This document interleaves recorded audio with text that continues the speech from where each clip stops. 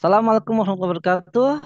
Pemirsa kabar petang, ada berita mengejutkan, yakni Presiden Xi Jinping, yakni Presiden Cina, diputus bersalah oleh sebuah pengadilan bernama People Court atau kalau dalam bahasa Indonesia itu pengadilan rakyat atas kejahatan kemanusiaan yang dilakukan semasa penjajahan atau agresi kepada Taiwan, bahkan kejahatan kemanusiaan kepada etnis Uighur yang Muslim. Nah, sebenarnya emang People Court ini punya hak gitu ya untuk menghakimi atau memang enggak? Nah, untuk lebih jelasnya kita akan menghubungi, kita akan berbincang-bincang dengan Bung Budi Mulyana. Ya, beliau adalah pengamat, satu pengamat hubungan internasional. Assalamualaikum Bung Budi. Waalaikumsalam warahmatullahi wabarakatuh, Mas. Gimana kabarnya Bung? Alhamdulillah, insyaallah. Alhamdulillah Bung Budi. People Court ini sebenarnya apa gitu ya? Kok berani-beraninya memutus bersalah Presiden Xi Jinping? Padahal nggak ada yang berani mutus kayak gitu ya. Ini gimana Bung penjelasannya? Ya, sebenarnya dalam kacamata hukum internasional ya, kalau yang eh, memiliki legitimasi dalam eh, mengatasi sengketa, baik sengketa antar negara atau sengketa yang diamanatkan oleh perjanjian internasional itu kan hanya dua. Ada yang disebut dengan ICJ, International Court of Justice. Yang kedua adalah yang lebih baru itu adalah ICC, International Criminal Court. Ya. Eh, dan kedua lembaga atau mahkamah internasional ini memiliki, kalau dalam istilah hukum itu memiliki personal legality ya. Jadi eh, legalitas kelembagaan gitu ya. Kalau ICJ dia kan akan menangani sengketa antar negara. Jadi subjek hukumnya itu negara. Kalau ada sengketa negara dengan negara dan mereka sepakat menyelesaikannya melalui ICJ, maka itu bisa ditangani oleh ICJ. Seperti dulu Indonesia bersengketa dengan Malaysia terkait dengan Pulau Sipadan di Likitan. Ya. Ini punya siapa? Dan Indonesia, Malaysia sepakat diputuskan ke ICJ dan akhirnya diputuskan itu setelah melalui proses pengadilan itu adalah milik dari Malaysia. Selesai gitu ya. Nah, kalau ICC, International Criminal Court, ini lembaga peradilan baru, amanat dari Statuta Roma, eh, yang mengadili person atau individu. Ya. Individu yang melakukan kejahatan-kejahatan kriminal luar biasa. Gitu ya. Extraordinary crime. Gitu. Itu diadilinya di ICC, International Criminal Court. Jadi subjek hukumnya adalah individu atau kelompok, gitu. Bukan negara. Eh, Misalkan atau di ICC itu hanya diadili empat jenis kejahatan saja. Pertama adalah kejahatan genosida ya atau ethnic cleansing, kemudian kejahatan eh, agresi, jadi ada kepala negara atau siapa yang memulai agresi, kemudian ada kejahatan kemanusiaan, dan yang keempat adalah kejahatan dalam perang. Ya. Eh, Walaupun sebenarnya kejahatan perang itu sudah dibuat konvensi internasionalnya yang itu menjadi ranahnya eh, salah satunya munculnya lembaga ICRC ya, Lembaga Palang Merah Internasional. Tetapi jenis kejahatan yang terkategori kejahatan perang itu apa itu sudah di di, dibuat dalam konvensi Geneva.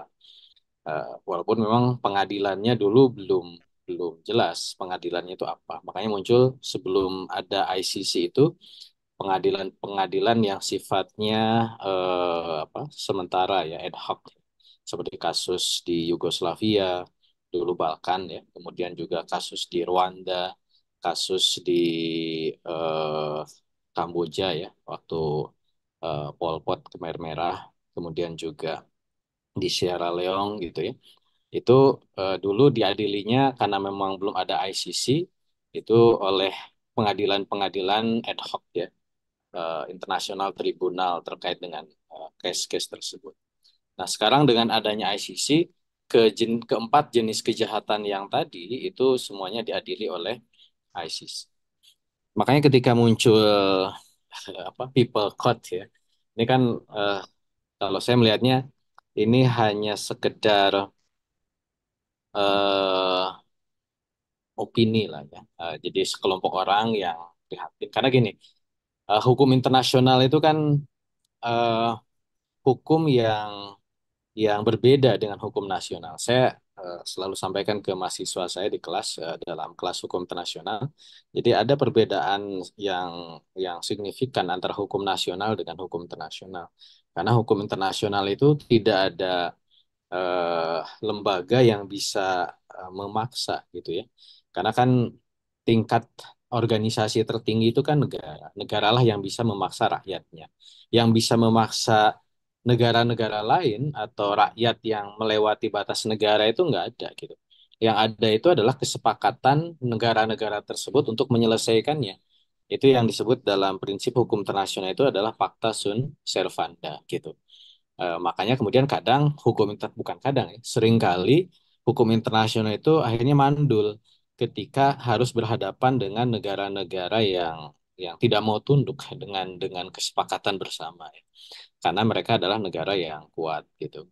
Amerika Serikat termasuk juga case ini ya, Cina gitu. Mereka kan super power ya, atau negara major power, negara yang punya kekuatan yang tidak bisa dipaksa tunduk dengan yang bagi masyarakat dunia harusnya mereka setuju, harusnya mereka tunduk gitu, terutama dalam konteks apa yang disebut sebagai kejahatan kemanusiaan.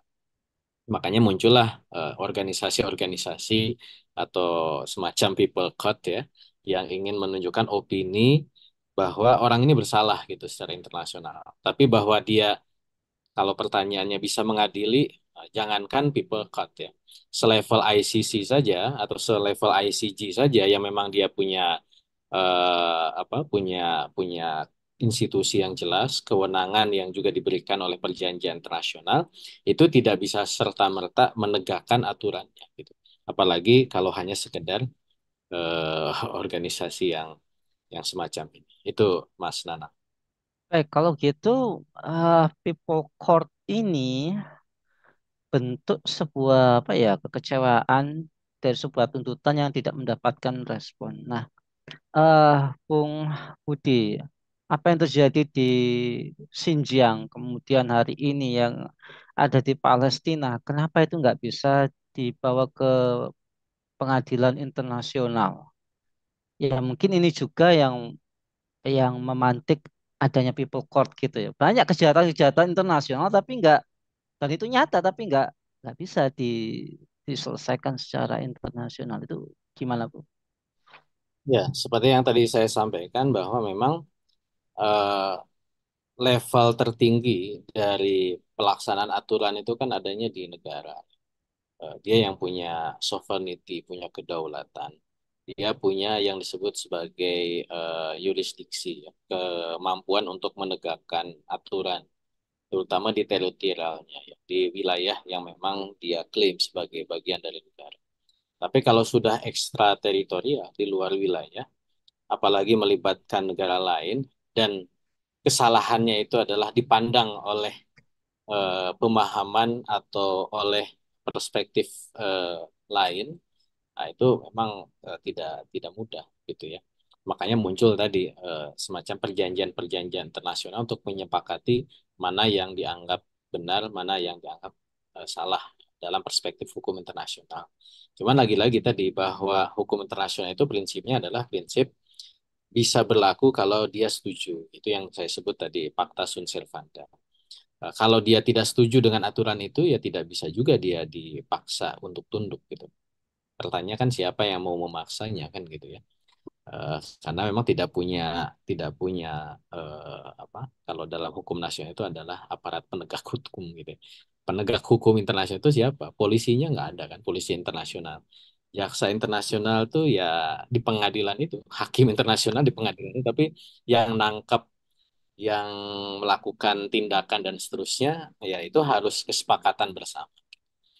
Nah, tadi bahwa ketika itu dilakukan oleh negara-negara yang punya power ya, Amerika Serikat, China, atau negara yang dilindungi oleh superpower kayak case di Palestina, karena memang di belakang itu ada Amerika Serikat, maka memang apa yang dipandang sebagai genosid misalkan di Palestina oleh Israel ya, oleh institusi Yahudi yang memang secara nyata sudah ada korbannya, ICC pun sudah menyatakan bahwa Netanyahu itu adalah penjahat kemanusiaan, melakukan genosida, kan sampai sekarang nggak bisa ditangkap gitu. Karena tadi dia adalah hukum internasional itu adalah memang berbeda dengan hukum nasional gitu. Itu Mas Nanang. Makanya muncullah tadi organisasi-organisasi atau lembaga-lembaga yang membangun opini gitu ya. Karena kalau dalam konteks melakukan tindakan peradilan, people court ini saya yakin itu tidak mungkin ya, karena bagaimana bisa dia nangkap Xi Jinping gitu ya, seorang kepala negara negara China yang punya kekuatan, punya power, diserukan oleh sebuah organisasi yang gak jelas gitu. Bukan gak jelas, organisasi yang tidak punya punya legalitas, diserukan oleh ICC saja gitu ya. Ketika dia dinyatakan sebagai penjahat menurut pengadilan ICC kayak Netanyahu, atau sebelumnya misalkan Vladimir Putin ya dalam case di Ukraina, atau bahkan sebelumnya yang lebih lebih simpel aja, case-nya eh, Rodrigo Guterres ya, eh, apa namanya, presiden di Filipina ya, ketika dia melakukan tindakan yang menurut ICC itu melakukan tindakan terhadap kemanusiaan, tetap karena dia adalah presiden suatu kepala negara, ya, negara tertentu, dan ICC itu juga punya keterbatasan dengan prinsip-prinsip hukum internasional yang diadopsinya, itu tidak mudah. Eh, Mohon maaf tadi bukan Duterte ya, Duterte maksud saya, itu di Filipina ya, itu tidak mudah untuk kemudian bisa ditangkap gitu, ditindak dengan eh, hukum internasional. Memang itulah realitas yang kita lihat ya dari pelaksanaan hukum internasional. Itu Mas. Nah, Ya, memang mengerikan gitu ya. Banyak sekali para pembantai internasional itu bisa melenggang bebas tanpa ada hukuman yang tegas. Nah, kalau dalam pandangan Islam, kira-kira seperti apa, Bung Budi? Mungkin ini bisa jadi wacana bagi dahaga penegakan hukum internasional gitu ya. Oh, ini ada sesuatu institusi yang bisa memberikan hukuman tegas kepada para para jagal internasional ini. Gimana, Bung Budi?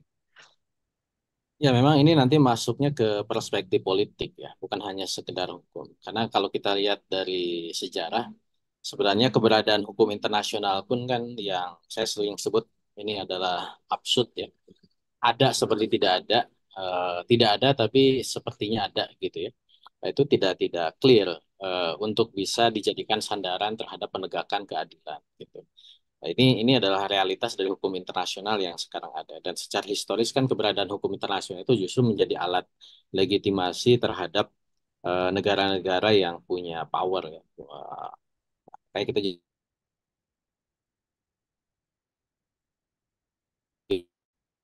tidak berharap berlebihan, karena memang realitasnya seperti itu. Dia adalah alat bagi negara yang punya punya power secara internasional. Itulah hukum internasional. Nah, makanya kemudian saya menyebut bahwa kita harus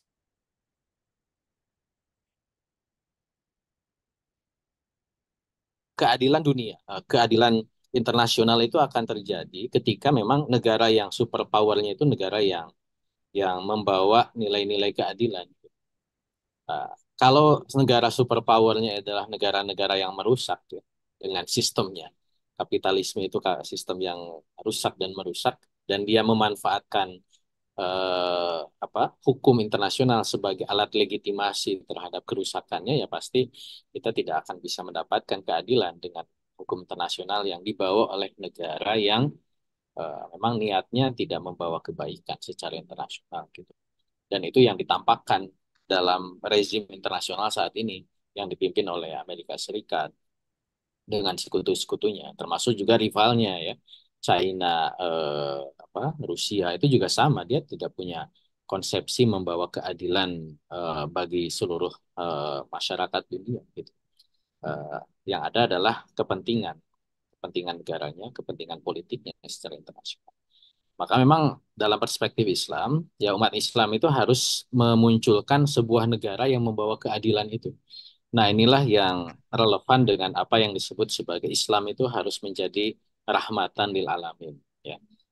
Secara konsepsi Islam itu kita yakini karena dia adalah wahyu dari Allah Subhanahu wa taala, ini membawa rahmatan lil alam. Karena ini adalah wahyu yang tidak mungkin membawa kezoliman kan bagi umat manusia. Cuman secara realitas eh, mewujudkan rahmatan lil alaminnya itu harus masuk ke dalam konstelasi internasional. Makanya umat Islam harus punya negara yang dia membawa misi tersebut, membawa misi rahmatan lil alamin. Dan itulah yang dicontohkan oleh Rasulullah SAW, yang dilanjutkan oleh para khulafaur rasyidin dan para khalifah setelahnya, bahwa ketika mereka membangun suatu negara, daulah Islam yang kemudian dilanjutkan dengan disebut sebagai khilafah Islam itu tugasnya adalah membawa rahmatan lil alamin gitu. Nah, sehingga ketika negara ini berinteraksi dalam level internasional, maka dia akan membawa dan menjaga keadilan dalam perspektif Islam. Dan itu adalah keadilan yang memang menjadi misi utama ya, keberadaan negara Islam di level internasional. Dan tentu negara ini harus powerful. Kenapa? Karena kan dia akan berhadapan dengan negara-negara lain yang bersaing ya, melakukan kontestasi dan lain sebagainya. Kalau negara Islamnya tidak punya power seperti sekarang misalnya, banyak negeri-negeri Muslim ya. Tetapi di level internasional kan tidak punya power, ya. Tidak bisa eh, ber, tidak bisa membela, menunjukkan kemampuannya untuk eh, menghukum negara-negara lain yang melakukan kejahatan-kejahatan kemanusiaan. Eh, Ya kita sangat sedih di Palestina, padahal di situ dikepung oleh dunia Islam di Timur Tengah, tapi kan tidak ada satupun negara Islam yang ada di kawasan Timur Tengah itu melakukan tindakan apapun terhadap kebiadaban Zionis Yahudi gitu kan. Berarti kan tidak punya power di situ gitu. Sama juga case di Uighur ya di Xinjiang, China. Itu kan berbatasan dengan negeri-negeri Muslim yang ada di Asia Tengah gitu ya. Tapi negara-negara Muslim di Asia Tengah itu tidak punya power untuk bisa menghentikan apa yang dilakukan oleh China untuk membela saudaranya yang ada di Xinjiang. Gitu. Makanya disinilah penting juga bahwa umat Islam itu tidak hanya sekedar punya negara, tetapi punya negara yang punya kekuatan level internasional, menjadi negara adidaya yang tugasnya itu adalah tadi mengemban misi rahmatan lil alam. Karena memang hukum internasional saat ini adalah hukum yang dikendalikan oleh negara-negara adidaya. Itu Mas Nam. Baik, terima kasih Bung Budi atas penjelasannya. Semakin luas cakrawala berpikir kita, artinya semakin banyak referensi untuk menyelesaikan problem yang terjadi di dunia internasional ini. Semoga Bung Budi sekeluarga senantiasa dalam perlindungan Allah dan keluarga beliau dijadikan keluarga yang sakinah, mawadah, warahmah. Amin ya rabbal alamin. Baiklah pemirsa Khilafah yang dirahmati oleh Allah, demikianlah program kabar petang kita pada kesempatan hari ini. Jangan lupa untuk subscribe, like, komen, dan share sebanyak-banyaknya. Semoga menjadi amal kebaikan kita di dunia maupun di akhirat nanti. Saya Nanang Setiawan undur diri. Sampai jumpa di lain kesempatan dan wassalamualaikum warahmatullahi wabarakatuh.